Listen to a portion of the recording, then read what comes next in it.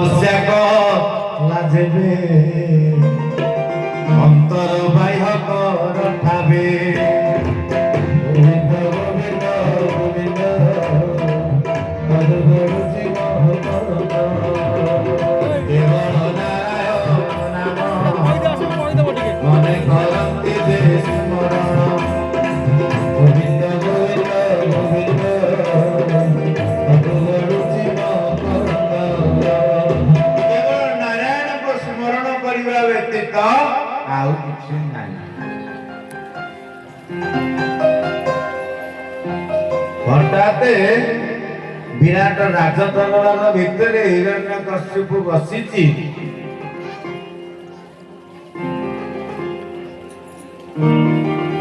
ଗୋଟା କଟା ମୁଣ୍ଡ ଗଡ଼ିଲା।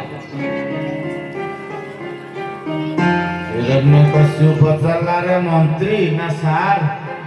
ଆରେ ମୁଣ୍ଡଟା ଖାର ଗଡୁଛି, ରକ୍ତମୟ ମୁଣ୍ଡ, ରାଜ ଦରବାରଟା ରକ୍ତ ହୋଇସାରିଲାଣି। ସିଏ ଆଉ ଡରିକିରି କିଛି କହୁନାହିଁ। ଲାଷ୍ଟକୁ ନିଜ କପଡା ଉତ୍ତରିତକ ମିଶେଇକି ଟେକିକି ନେଇ ଦେଖିଲା, ମହାରାଜ ଠିଆ ହେଇଗଲା ହିରଣ୍ୟକଶ୍ୟପ। ଆରମ୍ଭ ଶତ୍ରୁତା ମନ ଭିତରେ ଉଚ୍ଚାରଣ, ଆରେ ଏ ତ ମୋରି ଭାଇ ହିରଣ୍ୟକ୍ଷ, ଆକୁ ମାଇଲା କିଏ? ସ୍ତବ୍ଧ ନା ଆଜ୍ଞା ସେଇ। ଆରେ କିଏ ମାଇଲା? ସେଇ ଆଜ୍ଞା। ଆରେ ସିଏ କିଏ କହୁନୁ? ଗୋଟିଏ ଚାପୁଡା ଖାଇଲା ମନ୍ତ୍ରୀ, ଓଲଟିକିରି ସେ କଟା ମୁଣ୍ଡ ମିଶାକିରି ପଡିଲା। ଆରେ କିଏ ମାରିଛି ମୋ ଭାଇକି? ନା ହ। ଆଉ ଥରେ କହ। ନା ହ। ଆଉ ଥରେ କହ। ନା ହରି। ଆରେ ସେ ଅଛି କୋଉଠି? ନା ଆମେ କଣ ଜାଣିଛୁ? ନା ନାଟା କହିଲୁ, ତା ଆଡ୍ରେସ ଜାଣିଛୁ? ନା ନାଇଁ। ସତରେ ଜାଣିନୁ? ନା ନାଇଁ। ଦୂତ ପଠା କୋଉଠି ଅଛି ମତେ ଆସି ଖବର ଦେ। ଦୂତ ମାନେ ଗଲେ ମନ୍ତ୍ରୀ ପାଖରୁ ଖବର ପାଇକିରି ବୈକୁଣ୍ଠ ଗଲେ ଖୋଜିବା ପାଇଁ। ଖୋଜିବା ଆରମ୍ଭ ହେଲା। ମନ୍ତ୍ରୀ ଖାଲି କହିଛି, ଦେଖିବ ଶଙ୍ଖ ଚକ୍ର ଗଦା ପଦ୍ମ କୌସ୍ତୁଭ ମଣି ଶ୍ରୀବତ୍ସ ଚିହ୍ନ ଯାହାର ହୃଦୟରେ ଥିବ ସେଇ ହଉଛନ୍ତି ଭଗବାନ ନାରାୟଣ। ଆଙ୍କର ଆଉ ଶ୍ରୀବତ୍ସ ଚିହ୍ନ କଥାଟା ମନ ନାହିଁ, ଭୁଲି ଯାଇଛନ୍ତି।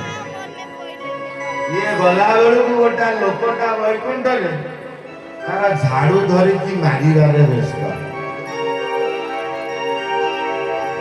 ଚାହିଁଲେ ଦିଟାଙ୍କ କଥାବାର୍ତ୍ତା ହେଲେ, ଆରେ ସାଙ୍ଗ ନା କଣ? ନା ଇଏ ବୋଧେ ହରି ଆଉ। ନା କେଜାଣି, ପାଖକୁ ଗଲେ ଜଣା ପଡିବ।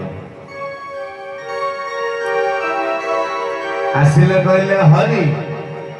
ସିଏ ଏଡେ ଲମ୍ବା ଜୀବ କାମୁଡି ଦଉଛି, ଦେଖୁଛ ଫୁଲ ଫୁଲ ଧରୁଛି। ଆରେ ହେ, ଏଠି ବି ମିଛ କହିଲା, ମିଛ ବାଡେଇଲେ ବସିକି। ସିଏ ବାପଲ ବୋଲ ମାଲ ନାରାୟଣ ଚିତ୍କାର କଲା।